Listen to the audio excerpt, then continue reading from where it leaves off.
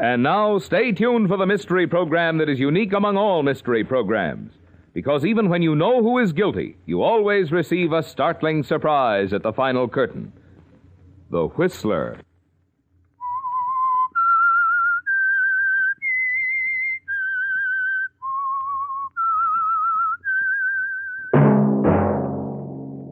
Invite you to sit back and enjoy another strange story by The Whistler.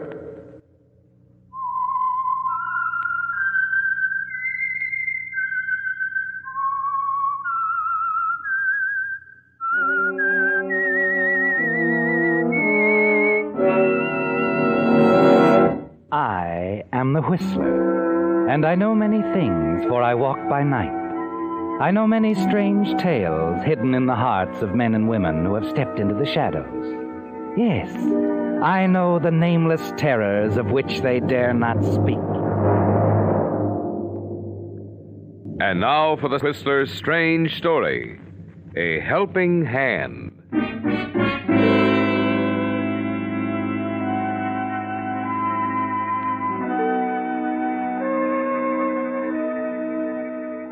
The huge and sprawling Quinlan estate, settled far back in the Bel Air hills, was dark and quiet. Suddenly, the stillness of the night was shattered by the sound of a pistol shot.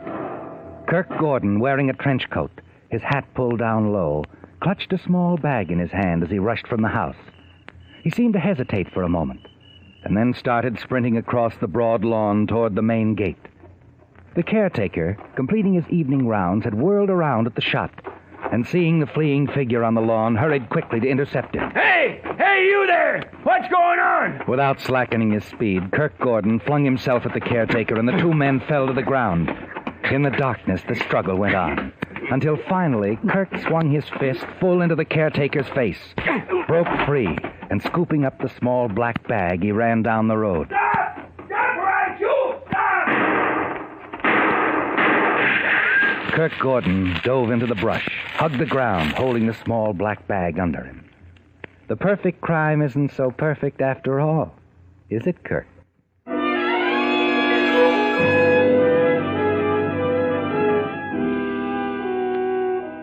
No, Kirk, it isn't going according to your plan at all, is it? You know the caretaker didn't recognize you, but it's too late to undo the clumsy way you've handled the job that was going to be so simple, so foolproof.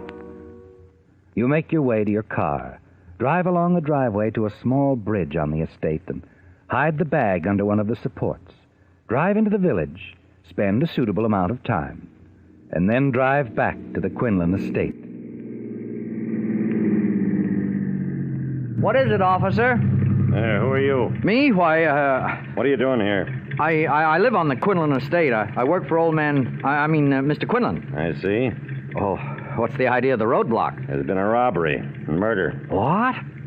Someone rifled Quinlan's safe and killed him. Killed him? Good Lord. Well, when did this happen? A little over an hour ago. Caretaker at the estate called us right after it happened. I don't think the killer will get away. I got a fast start on him. You mean you think he's still in the area? There's a good chance he is. Oh, I see. Okay. You can go up now, Mr. Gordon. Kirk Gordon.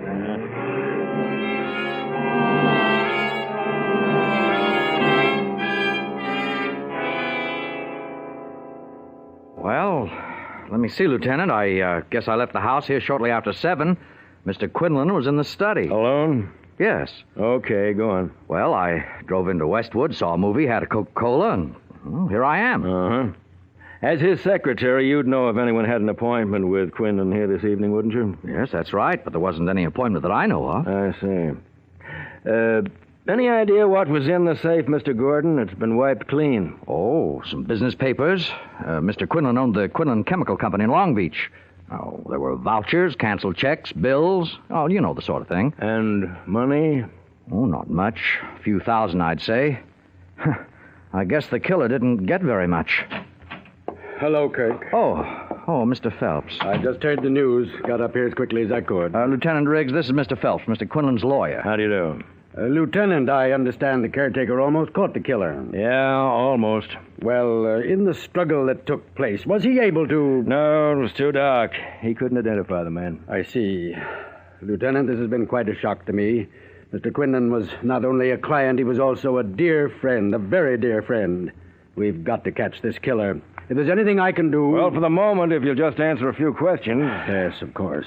Well, if you don't need me anymore, Lieutenant, I think I'll go up to my room. No, run along, Mr. Gordon, and thanks. Oh, and Kirk, we'll have to get together in the morning. I'll need your help in going over Mr. Quinlan's affairs. Oh, yes, of course, Mr. Phelps. Good night.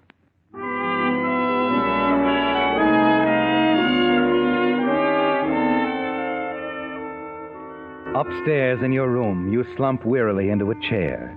Then slowly remove the glove from your right hand. Stare at the bruised, swollen knuckles.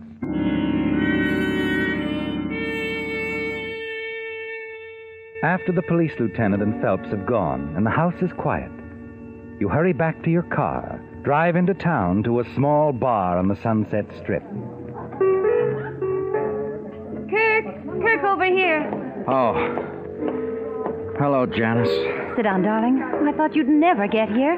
What kept you? I ran into trouble, a lot of it. What happened? Quinlan's dead. What? Shh, quiet, keep it down. Yeah. He caught me in the study when I was cleaning out the safe. Oh, Kirk. I tried to get the gun away from him and, well... But I thought... Yeah, it was just going to be a simple robbery. No one would get hurt. Well, it didn't turn out that way. The checks. Did you get them? Yeah, but I had to hide the bag. I didn't want to take the chance of getting caught with it. Oh, Kirk, I knew something would go wrong. I just knew it. If you'd only listened to me and waited, we could have found some other way. I couldn't wait, I tell you. I had to get those checks out of the safe before morning. The old man suspected I'd been dipping into the till, I'm sure of it. Why else had he set up that meeting with Phelps? Could have been about something else. Oh, no. Quinlan was wise, I know.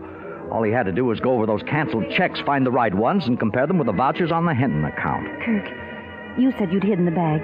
If the police find it... The police, now they won't. See, there's a stone bridge about a half a mile down the road on the estate. It's under there, under the supports. Oh, come on, honey. Let's have a drink and stop worrying. Oh, Kirk. Kirk, darling, if anything happened to you... Oh, nothing's going to happen to me, sweetheart. No, sir, not a thing.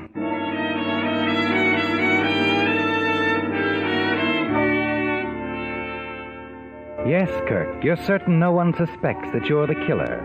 And your confidence grows, doesn't it? Until the following morning when Phelps arrives at the estate. Only a few minutes after he's come into the study, you find yourself becoming tense, uneasy. You know, Kirk, it's rather strange. What is, Mr. Phelps? This robbery. Well, what about it? Well, doesn't it seem odd? Why did the killer take everything from the safe? Obviously, he was only interested in the money. Well, the caretaker said he was carrying a bag. He probably just swept everything in it. Shall we get back on these accounts, Mr. Phelps? Yes, in a minute. There's something I want to ask you. Yes? Mr. Quinlan called me on the phone the other night, asked me to come around and see him this morning. Said it was very important. Have you any idea what it was about? No, I'm afraid not. Somehow I was under the impression you were to be at our little meeting, too. Mr. Quinlan didn't mention anything to me about it. It probably had to do with that lawsuit the two of you were discussing the other day. Oh, yes, perhaps that was it. Well, I suppose we might as well get started with the business at hand,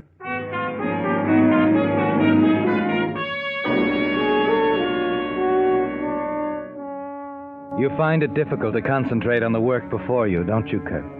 Because a thought keeps boring into your mind. The thought that Quinlan might possibly have conveyed his suspicion of you to Phelps. And you wonder how much he knows. The fear and the panic is back now, grows as the day wears on. And then, finally, in the late afternoon... Well, I guess we can close up shop for the day, Kirk. We'll meet in the morning again. Let's make it at my office, All right, Mr. Phelps.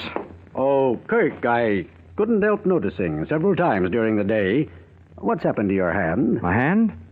Oh, that. Oh, it's just bunged up a little. Let me see. Looks like you've been in a brawl somewhere. I'm sorry. I didn't mean to touch it. Pretty badly bruised, isn't it? Silly thing. I stumbled and fell. It'll be okay in a day or so. I hope so. You'll have quite a little writing to do. It's not as bad as it looks. I hope not. The quicker we can get through with all this, the better. Don't worry about me, Mr. Phelps. I won't slow things down. I'll handle everything I have to.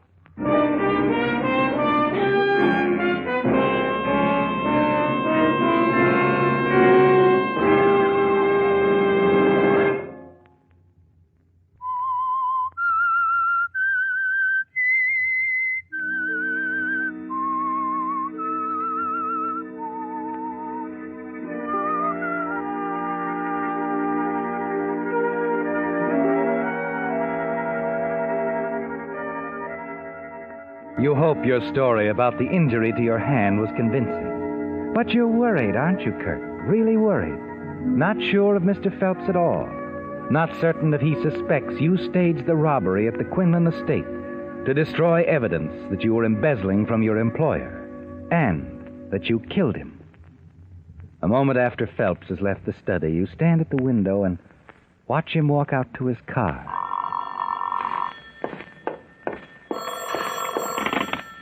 Yes? Hello, darling. Oh, Janice. How'd it go today? Oh, all right, I guess. Phelps was here. He just left. We've been trying to straighten out the old man's affairs. Will I see you tonight? Sure. I'll be at your place around 7 or so. All right, darling. Oh, and I'll have that little item we were discussing last night. You're bringing it to me? Yeah, I think I'd better. Sorry to disturb you, Kirk. Almost went off without my briefcase. Oh, there it is, Mr. Phelps, on the desk. Oh, yes. Thank you. See you in the morning, Kirk. Yes. Kirk, who was that? That was Phelps. He forgot his briefcase. Do you think he suspected anything? No, I don't think so. I was pretty careful about what I said. Well, I don't know.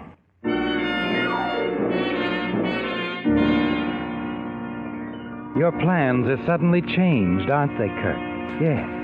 It would be too risky to go after the small black bag tonight, because you're not certain whether Phelps overheard your telephone conversation, and if he did, whether he was suspicious of what you said. You were careful, yes. But that evening, as you dine with Janice, you can't shake the feeling that you're being watched, and that feeling stays with you in the evenings that follow, wherever you go. Someone's watching you, Kirk, your every move. Yes. Night after night. It's a strain, isn't it? Hard on the nerves. Just as the working days are at the office with Phelps by your side. Kirk, we'll be finished with this work in a few days. Any plans for the future? Well, to start with, I'd like to take a nice long vacation. Say a few months. A few months? Well, that's nice if you can afford it, and I suppose you can. Must have some money hidden away somewhere, eh? As a matter of fact, Mr. Phelps, I have.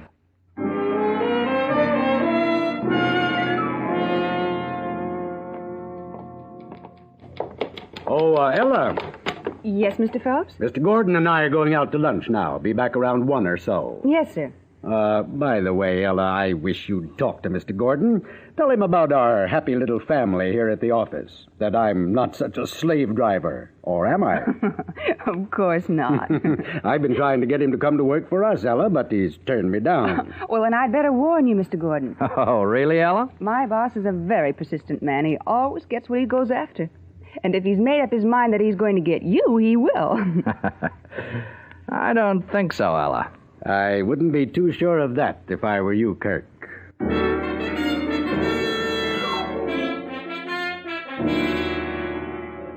It's his way of letting you know, isn't it, Kirk? Making it quite clear to you that he knows what you've done. That he's going to trap you sooner or later. He's a dangerous, clever man, yes. And you've got to be on your guard at all times. That same evening when you stop by Janice's apartment, she seems quite upset. Kirk, Well, what's the matter? I think someone was searching the apartment while I was out. Are you sure? Yes, I'm certain the door was locked when I left. It wasn't when I came in just a few minutes ago. Well, are you sure you didn't forget to... I'm positive the door was locked when I left.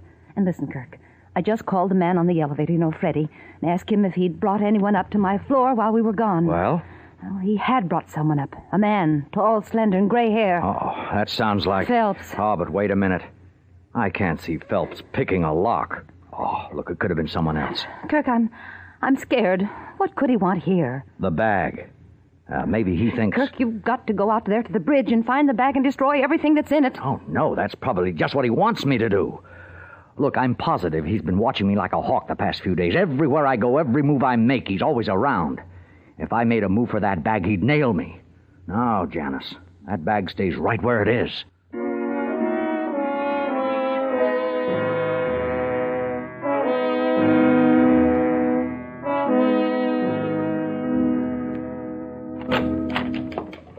Morning, Mr. Gordon. Morning, Ella. Mr. Phelps in his office? No, but I'm expecting him back soon. Why don't you go on in? Thanks, I think I will. Oh, here's Mr. Phelps now. Morning, Ella. Morning. Oh, Kirk. Hope I haven't kept you waiting. I just got here, Mr. Phelps. Fine. Come along. Let's go in. Oh, Mr. Phelps. Yes? Mr. McKellum was in to see you while you were out. McKellum? Floyd McKellum. He said it concerned Mr. Quinlan. Seems he was working for him. Oh? Kirk, do you know anything about it? McKellum. That name sounds familiar, but He said he was a private investigator. Private investigator? Well, I wonder what Mr. Quinlan wanted with a private eye. Is he coming back, Ella? He said he'd probably be out all afternoon, that he'd try to reach you at home late this evening. If he wasn't able to, he wanted you to call him at this number in the morning. Well, just put that note with those papers you're working on. I'll take them with me when I leave the office. Yes, sir. All right, Kirk, let's get to work, shall we? Kirk. What? Oh, sure, Mr. Phelps. Sure.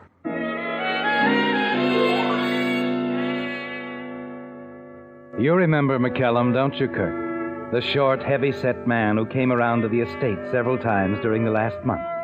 Talked in private with Quinlan. But you didn't know then that he was a private investigator, did you? And now you wonder why he was hired, if it had anything to do with you, and why he seemed so anxious to talk to Phelps. You hurry to Janice's apartment.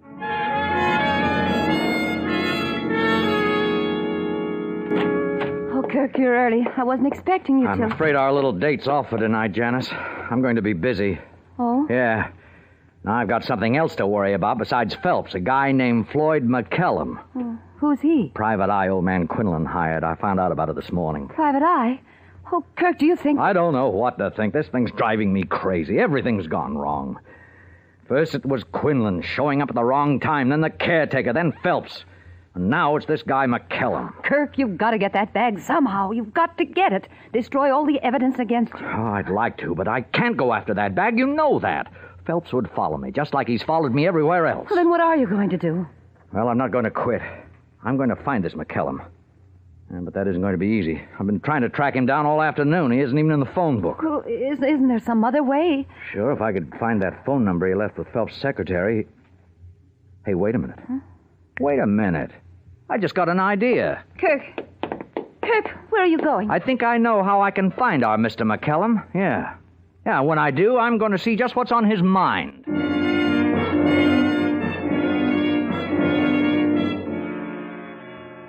And now, just as you planned, you're standing in the shadows across the street from Phelps' house.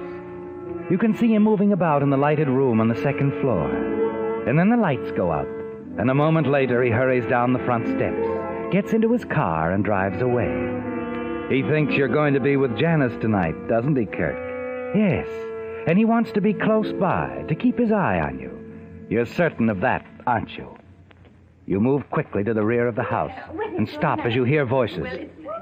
Then see Mrs. Fell, the housekeeper, talking over the fence to a servant next door.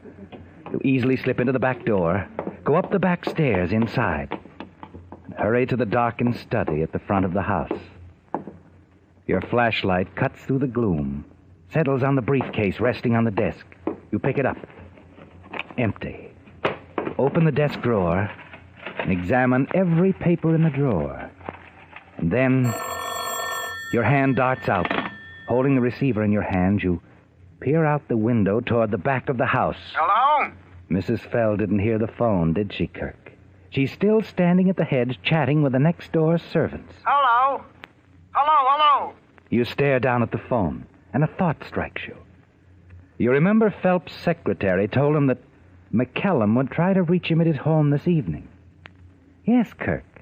This could be McKellum now. Hello? This Mr. Phelps? Yes, that's right. I tried to get you at your office today, but you was out. Oh, I'm sorry. What can I do for you, Mr. Sperling. Gus Sperling. I wanted to talk to you about taking a case for me. You see, my wife's giving me alimony. Hey, look, I'm busy now. Tell me about it some other time, will you? Oh, sure. Sorry if I disturbed you, Mr. It's a disappointment, isn't it, Kirk? You turn back to the desk, start sorting through the papers in the top drawer again. And then something catches your eye. A name on the top left-hand corner of an envelope. Floyd McCallum.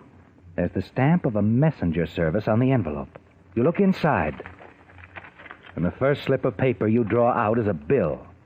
And it's made out to your former employer, Ernest Quinlan. For services rendered, Floyd McCallum. And across the bill is a scrawled note in pencil. Had to go out of town for a few days. Will contact on return. Enclosed report will explain. Report? Your eyes fly over the printed pages. And then you lean back. The paper slips from your hand and flutters to the floor. Oh. And you almost laugh out loud with relief. The report has to do with an accident case. It has nothing to do with you at all.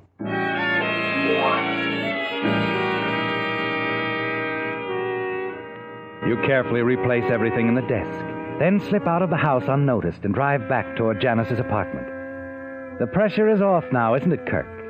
Yes. There's only Phelps to worry about. And as long as you're careful, play a smart hand, you'll never have a single shred of evidence against you. You decide to leave the bag at the bridge until you're certain it's safe to remove it. Yes, you're certain your worries were needless. Sure that no one can connect you with Mr. Quinlan's death. A few blocks from Janice's apartment, you stop in at your favorite bar for a drink. Hiya, Mr. Gordon. Hello, Sam. Well, you know what I want. Yeah, sure. How's it going? Fine, just fine. No complaints. Yeah, glad to hear it. You know, it's refreshing to talk to a gent who ain't got no worries. Worries? I haven't got a worry in the world, Sam. Not a worry in the world.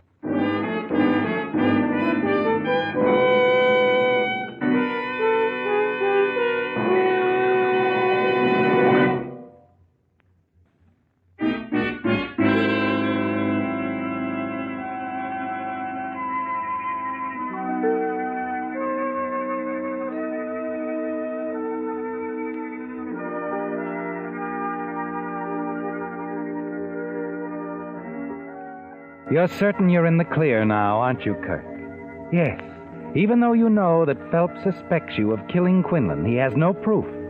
And as long as the small leather bag remains hidden, you're safe. There's a smile on your lips as you hurry back to Janice's apartment. The tide has turned once again, hasn't it, Kirk? In your favor now. And the future looks bright. Oh, Kirk, come in. Hello, sweetheart. Well, you can relax now. We don't have a thing to worry about. McCallum's no problem at all. Oh, that's wonderful news, darling. And I have wonderful news for you, too. Huh? Just you sit right there a moment. I don't mind if I do. Now, what's this wonderful news of yours? Remember, darling, you told me you wouldn't have a thing to worry about if you had the bag? Well, sure I remember, but... Well, you have the bag now, Kirk. The bag. Janice. Well, I went out to the bridge an hour ago and picked it up. Janice, you shouldn't have done that. I told you. You told me if you had the bag, you'd have nothing more to worry about. I know, but... Well, don't worry then. Phelps didn't follow me. How do you know he didn't? Well, before I left, I made certain he wasn't outside the apartment here watching me. I had Fred, the elevator operator, call Phelps at home. Oh, no. Phelps answered the phone. No. Fred gave him some story about having alimony trouble, wanting Phelps to, handle the case. I told Fred it was just a gag. Janice, it wasn't Phelps who answered that call. He wasn't there. I answered that phone. You? Yes, me. Kirk, why did you do it? Why did you answer Phelps' phone? I thought it might be McCallum. If you hadn't done that, you'd have the bag, be in the clear. Now we don't know whether I was followed or not. No, we don't. Hand me that bag. I got to get out of here. I got to get rid of this before... Hello, Kirk. Oh. Phelps. You know Lieutenant Riggs, of course. We'd like to come in for a moment, Kirk. I'm sure the lieutenant here is anxious to see what you have in the small handbag.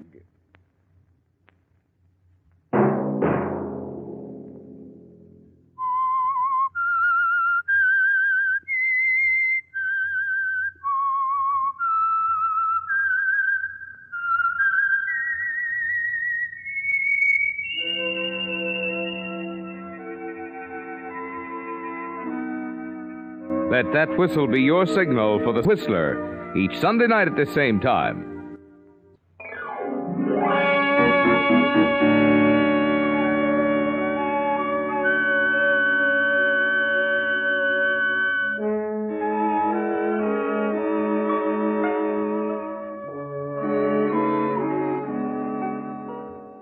Featured in tonight's story were Bill Foreman, Joseph Kearns, John Hoyt, Gigi Pearson, Alice Backus, Herb Litton, and Charles Seal.